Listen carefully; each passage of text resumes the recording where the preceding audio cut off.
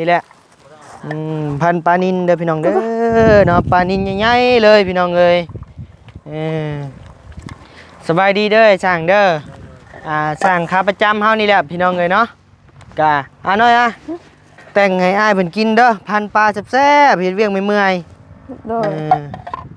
สบายดีปะลุงอีกแน่เทื่อนึงสบายดีเด้อโดยแล้วไข่หมดแดงซื้อซอยมดเหนียวมาใส่ถุงหาว่าหยอกซื้อกินนี่นั่นแถมได้บ่กองหนึ่งแถมได้บ่ได้แถมได้เอาว่าหยอกซื้อเอาให้4กองเด้อ40,000คือเก่าหาว่าหยอกจะซื้อ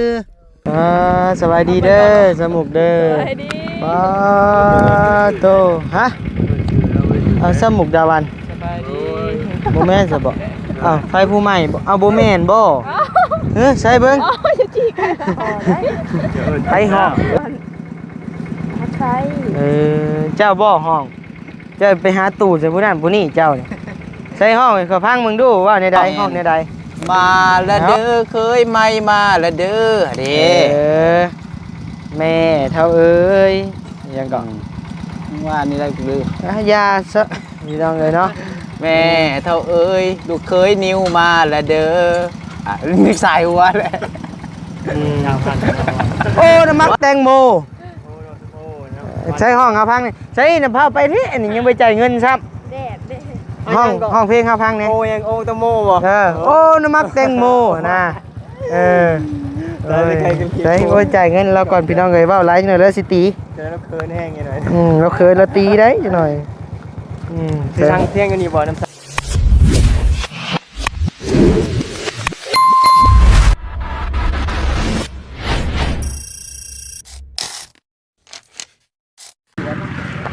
สบายดีเด้อนังน้อยแล้วก็ทั้งแม่เพิ่นเฮ็ดหยังให้เพิ่นกินมื้อนี้นี่บ่ต้มไก่โอ้จังโตต้มน่ะ2โตโอ้ตาแซ่บเนาะไก่เจ้าเนาะบัดนี้เนาะเกลืออยู่ในกระตานะเกลืออยู่ลุ่มปานนั่นบุแล้วเกลือสิตัวหน้าก็บ่เห็นนี่แม่เอ้ยน้องเอ้ยเนาะตัวมื้อนี้เพิ่นแกงไก่ให้กินเนาะไผไปแก่มามื้อนี้ขี่รถไถมาย่างเอารถไถมีคือบ่ขี่ซั่นน่ะรถไถเอาก่อนแล้วเนาะโอ้นี่ได้ใช่มั้ยแกงไก่ใส่ไข่มดแดงแม่ต้มนะ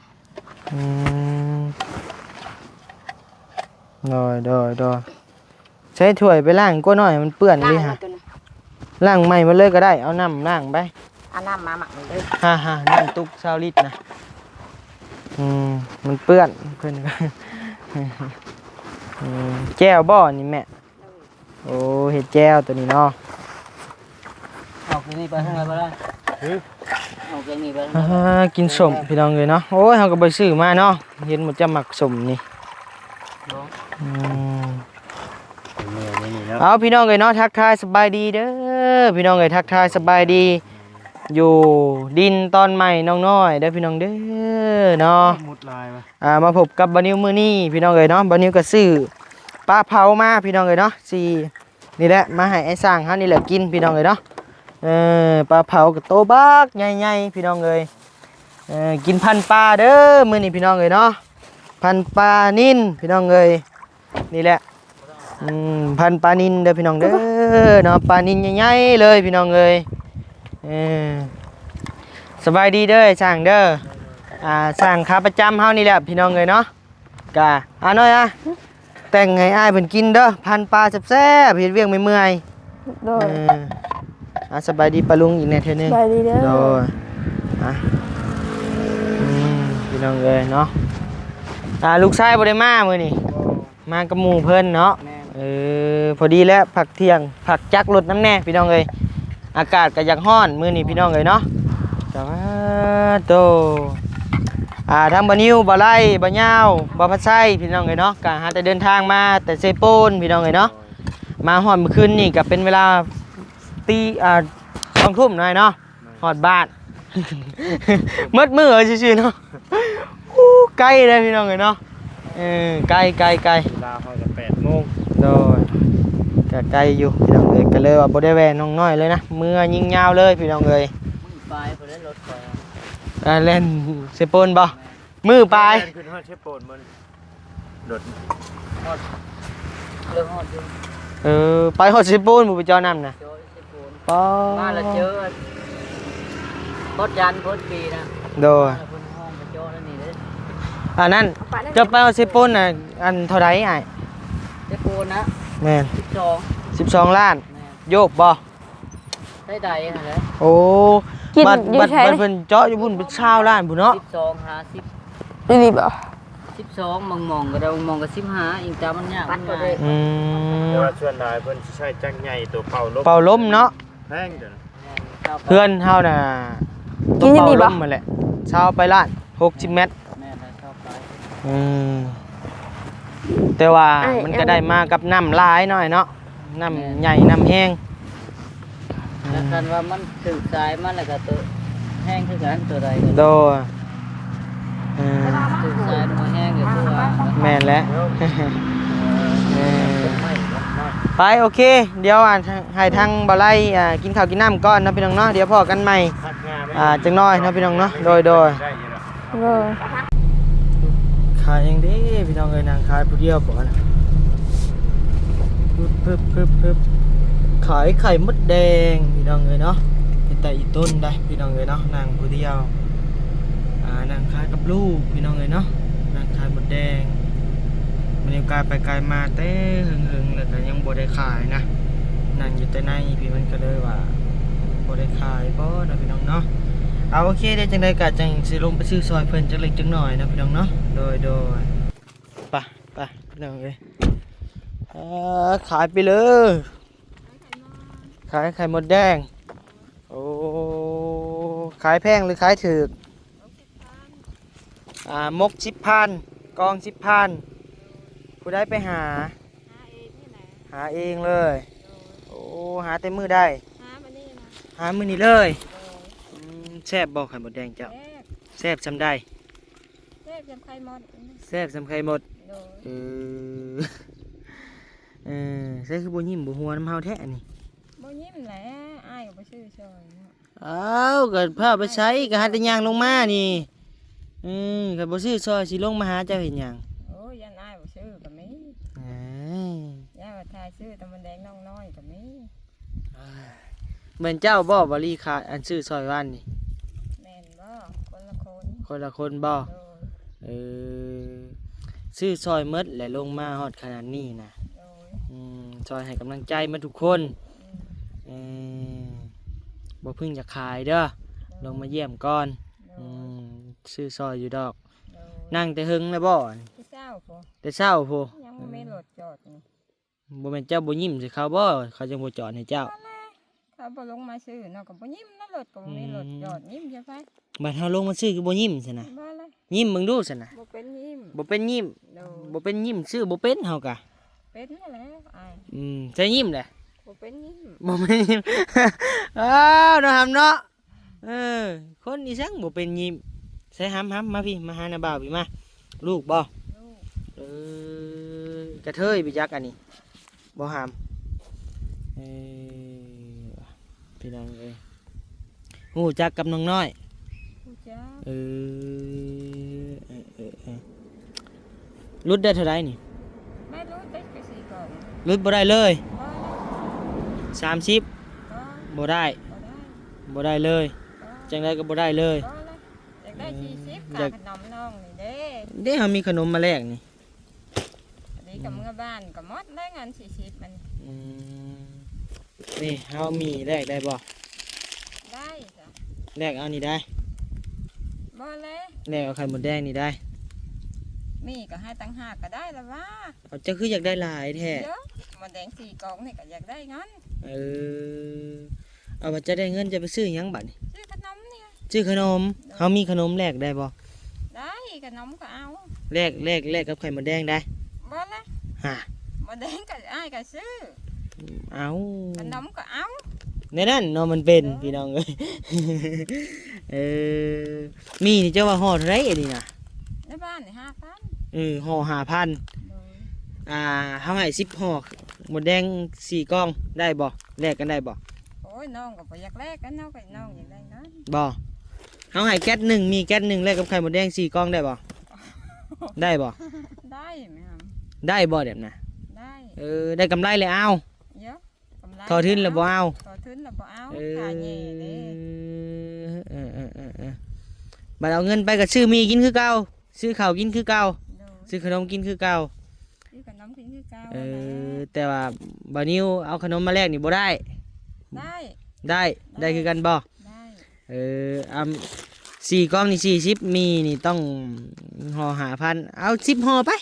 10ห่อก็ได้10ห่อแลกกับไข่หมดแดง4กล่องได้บ่ ได้ ได้บ่ ได้ แลกบ่ได้จ่ายเงินได้ จ่ายทั้งเงินกับจ่าย เอ้า แม่ก็เอา แลกกัน บ่แลกได้ บ่แลก บ่ จะได้ก็บ่แลก บ่ เอาเงิน เอาเงิน พี่น้องเอ้ยมึงใหญ่นั่นเดโอ้ยพี่น้องเอ้ยเนาะอย่าเล็กจ้ะเสียแต่เงินให้บ่มีให้จ้ะเนาะ เงินก็เอา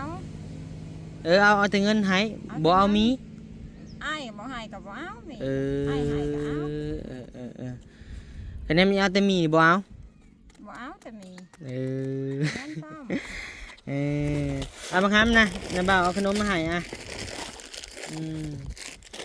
ขนมกับมีหามา ให้เอา มาเอาไว้ขนมกับมีเห็นอะไรเอาเห็นอะไรเอาเห็นอะไร ขอบใจ ขอบใจหลายๆปลาลุงว่าดู ขอบใจละลาย ปลาลุงเอาย่านจำบัดนี้มา ให้บ่เอา จังหน่อยให้เด้อเอาจับเอาให้เพิ่นเนี่ยเก็บใจได้ เจ้าอันนี้ของแม่เด้ออันนี้เด้อเฮาว่าหยอกซื่อๆของแม่3ห่อเด้อแล้วไข่หมดแดงซื้อซอยหมดเหนียวมาใส่ถุง ขนมนี่ เฮาว่าหยอกซื่อๆกินนี่นั่น โอ้ย แถมได้บ่กล่องหนึ่งแถมได้บ่ ได้ แถมได้ ได้ แปลว่าเขาจ่ายแต่30เนาะ โดย จะแถมกล่องหนึ่ง โดย บาทเพิ่นสิมีน้ำใจพี่น้องเอ้ยบาทนี้สร้างเป็นบาทนี้พี่น้องเอ้ย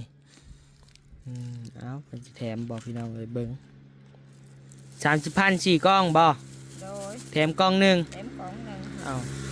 คือใจดีแท้บาดนี้กินนี่ยังบ่ได้อยู่ จะได้มีแล้วก็แทบเนาะ โอ้ยว่ายายเอ้ยเนาะ ได้มีแล้วยังแถม โดย บัดเฮากินนี่เฮาสิเอามีให้10ห่อแลกกับไข่หมูแดงหรือบ่เอา เอาทั้งเงินทั้งมี เอาทั้งเงินทั้งมี โดย โอ้ เอาคือว่าเลยเนาะเอาไปซื้อเนาะ โดย อยากได้เงินพี่น้องเอ้ย ได้เงินชื่อผิดเกลือแป้งนัวนี่แหละ โดยเฮามีอยู่บักผิดเกลือเป็นนัวเอาบ่แลกกับไข่หมูแดง เอาให้ซื้อก็บ่ได้บ่ โดยมันบ่มีเฮาว่าหยอกซื่อๆมีแต่มี จะมีนี่ โดยมีแต่มี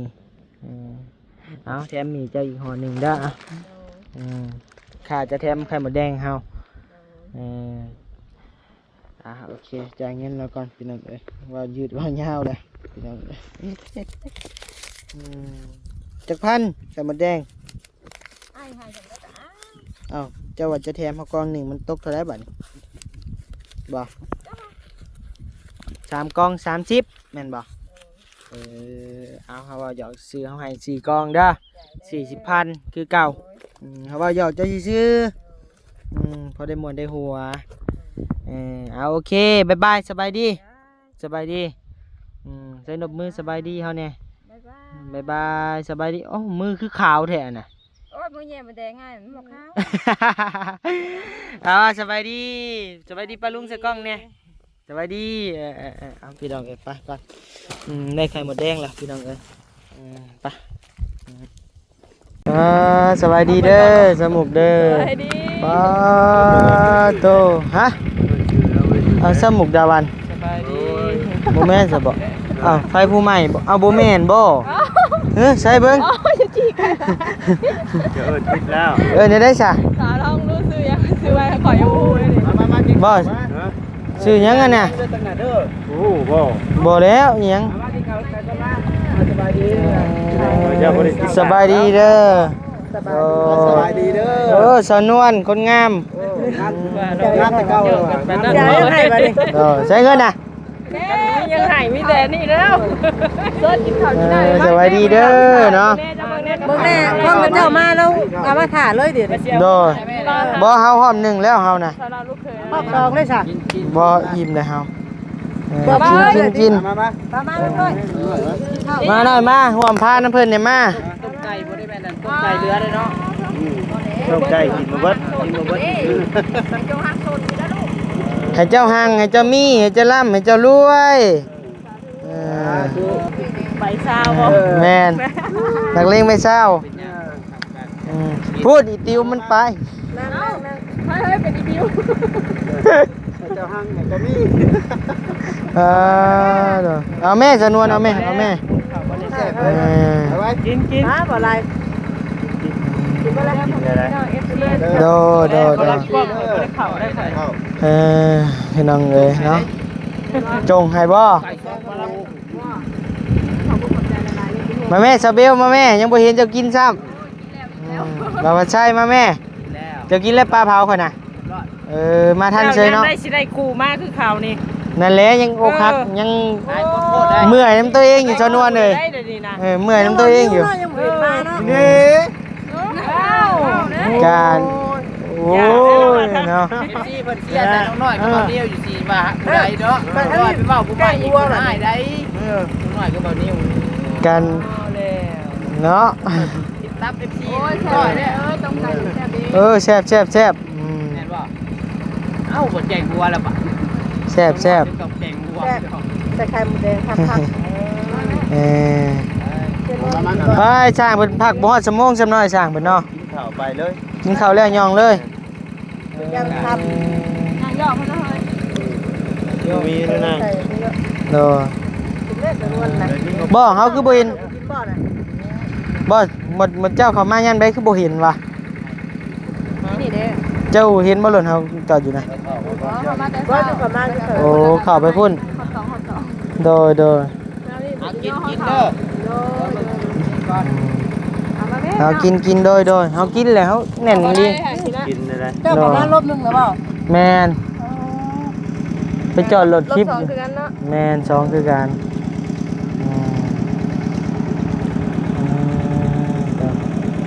บ่เห็นนั่งสมุกตะวันนี่เพิ่นออกเวียกนี่เฮิงเลยได้พี่น้องเอ้ยค่ะเป็นเจ้พามหมูนี่เนาะชาวนวล บอกว่าจะร้องเถิบ เจหมุกบ่ เจหมู เจหมูเนาะว่าเลยก็เริ่มอ้วนคือหมู หมูได้นี่ เจหมูอ่า อันนั้นได้ว่าลายจังหวัด บ้านโคกมีแต่ลาวแล้ว โดนเจ้าลึกแล้วอ่ะ บ่เจ้ากล้าได้จังได๋สมุกปาดมาใครหำหมูย่านเฮานะบ่ ลองของไผน่ะ ก็ว่าเล่าอยู่เลยเนาะ ลองของหมูหรือของคนเสียวเนาะบ่ มันเสียวเนาะ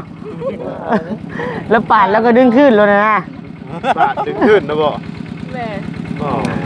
เห็ดมันดิ แล้ว ปาดเลยแล้วดึงขึ้นออกมาเลยนะ เอาบ่ได้เอาไปเฮ็ดพอพันธุ์มันบ่ใช่ บ่อันนั้นบ่ได้เฮ็ดต้องอนุรักษ์ แล้วสมมุติว่าเขาซื้อไปเลี้ยงเลยว่ะ เรียกเขาเรียกขาย ก็ง่ายกับคะแนนว่าพอพันธุ์ก็เลี้ยงเป็นต่างหากนะแม่แล้ววะ คัดไว้ต่างหาก จักโตเลยสมุกกันหมูเจ้า บ่ได้หลายนะหมูพวกแม่นี่นะ พวกแม่ลูกมันได้จักโตเลย ลูกมันรวมทางเบิดแล้ว6ปลายโตเด้ ฮะ 6ปลายโต 60ไปตัวมันมหาเศรษฐีหน้าใหม่แล้วเนาะนี่เนาะ โอ้จ้าถูกมาก่อน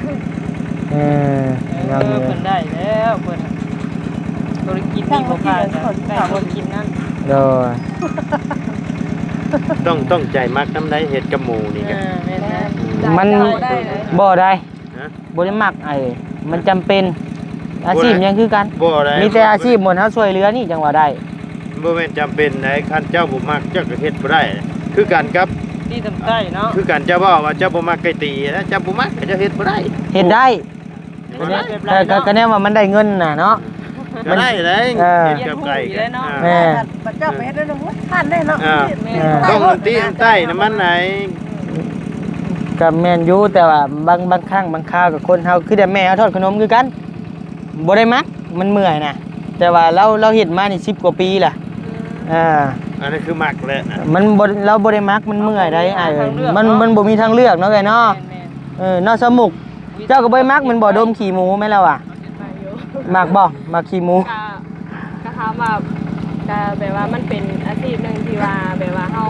บ่เลือกก็เฮาก็มีแบบว่าความรู้ในนั้นแต่ว่าเว้าความหมักในอาชีพที่ว่ามันเฮ็ดเวียกเมื่อยมันบ่มีไผหมักเด้เฮาคิดว่ามีแต่แบบซอยเรือบ่เฮาซอยแล้วเฮามีความสุขนี่แม่นมักตัวนี้เมืองออกเมียแล้วเมืองออกเมียคือแม่เฮาทอดขนมนี่ก็อยู่แต่น้ำมันน้ำมูกน้ำมันอยู่แล้วก็บ่มักแต่ว่ามันพอได้เงินแล้วเฮ็ดจำเป็นเฮ็ดไปหั่นน่ะเดี๋ยวว่าสิย่างออกบ่ได้เอาขอที่เขายังบ่ดีว่าพี่น้องเอ้ยเว้าโอลมกัดเนาะพี่น้องเนาะใช้น้อยเจ้าก็มาสบายดีป้าลุงซ่องข่อยในกัวเห็นว่ากันเนาะ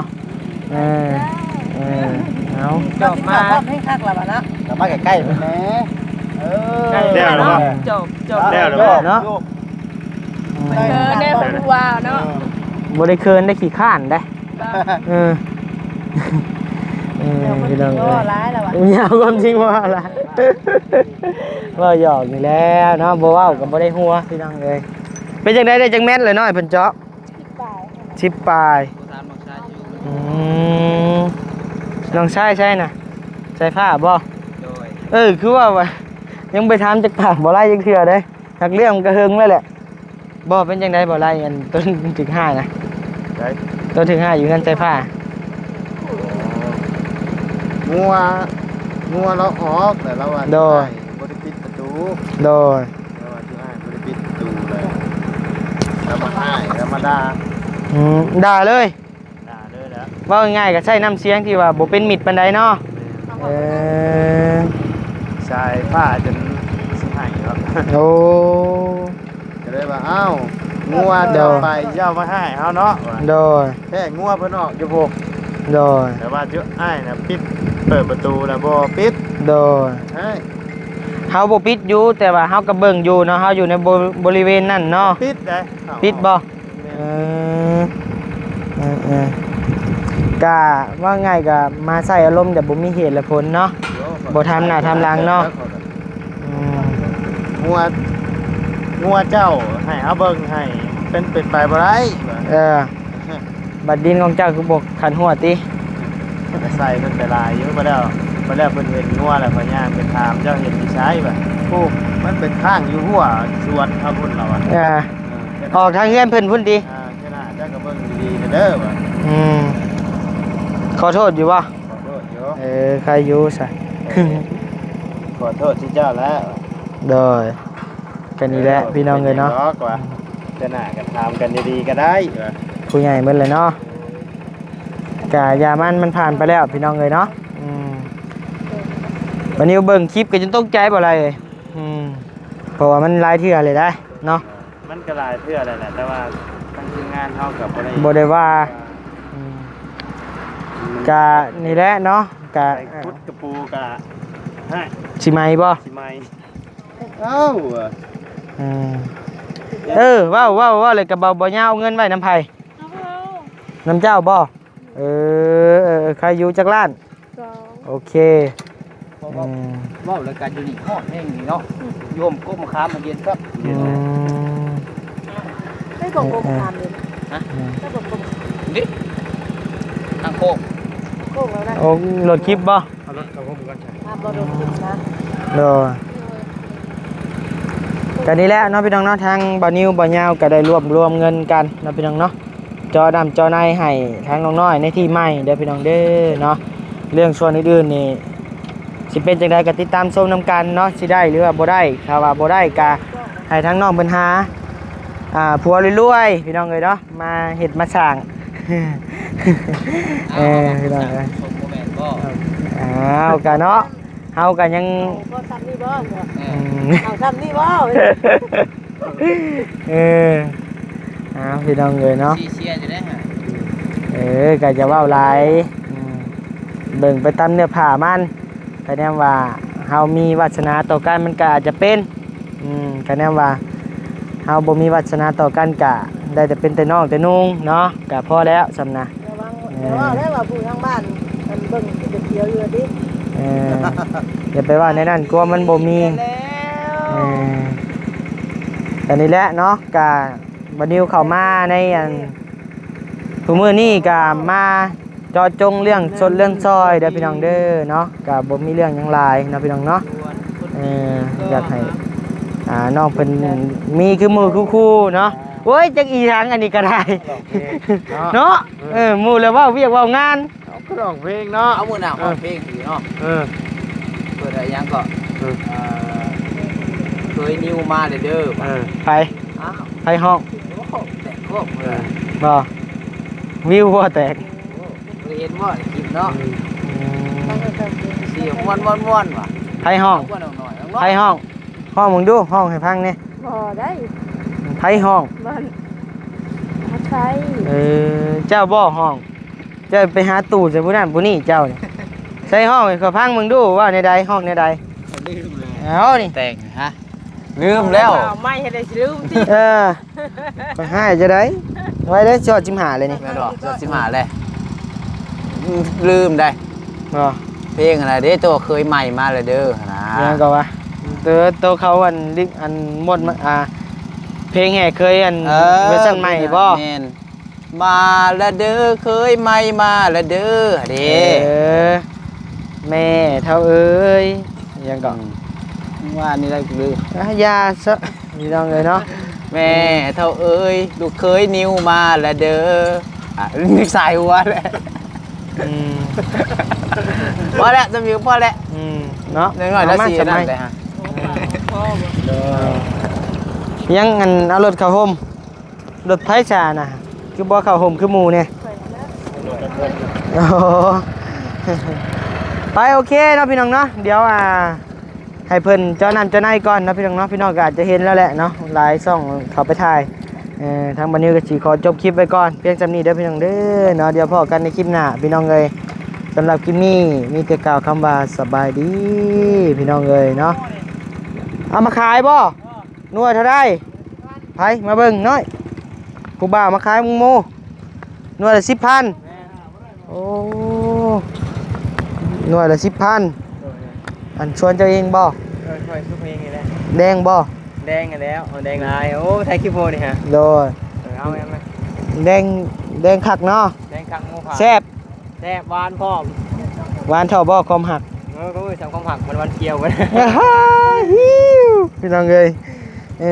ใจหน่อยเอาแม่จับเอาไปให้ช้างมันกินไป ต้องหน่อย เอา เอามือซองเลย เอามา2เราให้2หน่วย 10,000น่ะเหลือเกี่ยวลาว โอ้ยว่าไปคือชาวพันธุ์นะว่า โอ้น้ำมักแตงโม โอ้นะ ใช้ห้องเฮาพังนี่ใช้น้ำพาไปพี่อันนี้ยังบ่จ่ายเงินซ้ำ แดดเด้ ห้องเพลงเฮาพังนี่ โอ้ยังโอ้ตะโมบ่ โอ้น้ำมักแตงโมนะใช้บ่จ่ายเงินเราก่อนพี่น้องเอ้ยเว้าหลายหน่อยแล้วสิตี เจอแล้วเคินแห้งหน่อย เราเคยเราตีได้จังหน่อยที่ทางเที่ยงกันนี่บ่น้ำสั่งกันนี่บ่ เจ้าซอยเบิ่งซอยแย่งซอยกันนี่เด้อ15,000นี่รายการ15 ไปหาพัน นะ ขอบใจ ขอบใจพี่น้องเอ้ยหน่วยละ10,000กีบพี่น้องเอ้ยเนาะซื้อซอยกันไปเนาะพี่น้องเนาะไปพาสู่กันกินบาดนี้ ไม่ค่อยยังกับผ้าแหละ เจ้าแล้วไปผ่าจะเป็นผู้แย่ไม่ยิ่ง งูเสือน้อยทางออกมาเนี่ย มีแต่สวนอ้อยเลยแถวนี้นะไปไม่ผ่า มีบัดเดียว อ๋อจะเบิ่งเหงื่อครับอะไร เบิ่งยัง เสียงว่าที่ เบิ่ง ไปโอเคพี่น้องเอ้ยเนาะเดี๋ยวพ่อกันใหม่ในคลิปหน้าเด้อพี่น้องเด้อสำหรับคลิปนี้อยู่ดีไม่แห้งพี่น้องเอ้ยโดย